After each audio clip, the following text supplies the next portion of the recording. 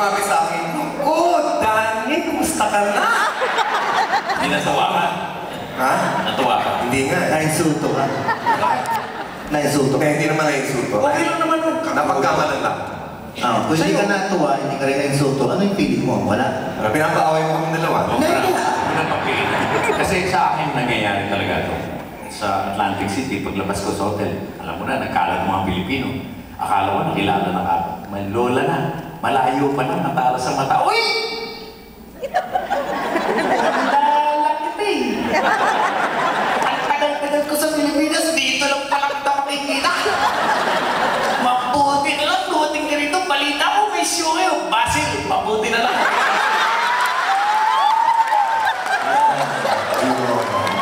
Gusto ko tanongin si Basil kung anong pakiramdam niya. Oo, tinatawag ko sa dati. Pero okay lang yun. Kayo, dyan mo naman yun. Pero ako, minsan nainsulto ako pag napapagkamalan. Ako ba? I mean, sa ating tatlo, kilala na ako. Pero medyo,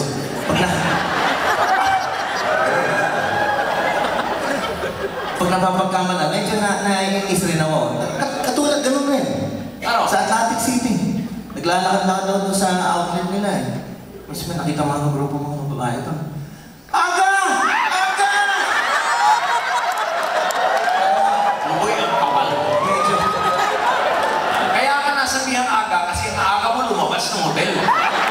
Oo nga, walang kinalaman yung sa ano. Anyway, mga kaibigan, nagagala kami dahil sa ito, nagtitipon-tipon na naman tayo mga Pilipino.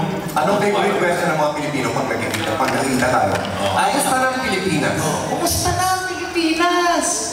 Ang Pilipinas po, para sa inyong kalaman, walang problema. Wala naman talagang problema ang Pilipinas. Ang Pilipinos lang ang may problema. Sa kalilipot namin, alam namin kung ano mga dahilan ng mga problema. Dito sa Amerika, alam namin ang problema ng President Bush ay yung 9/11. Di ba? Ang problema sa Pilipinas, yung presidente natin 4/11.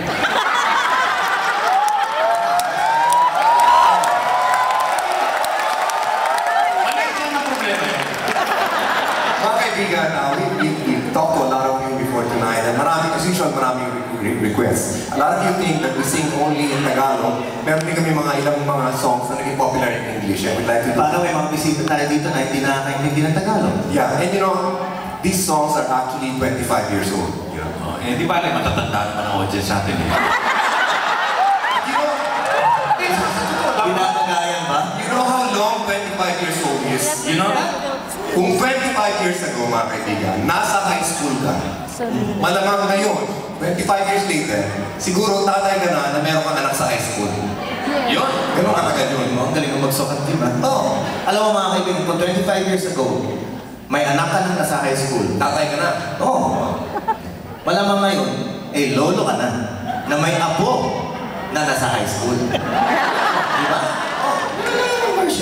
Kung 25 years ago, lolo ka na. Nakikiramay ko kami sa lahat ng Huwag ko kayo mag-aalala, bantay na ho siya sa langit. These songs are for you.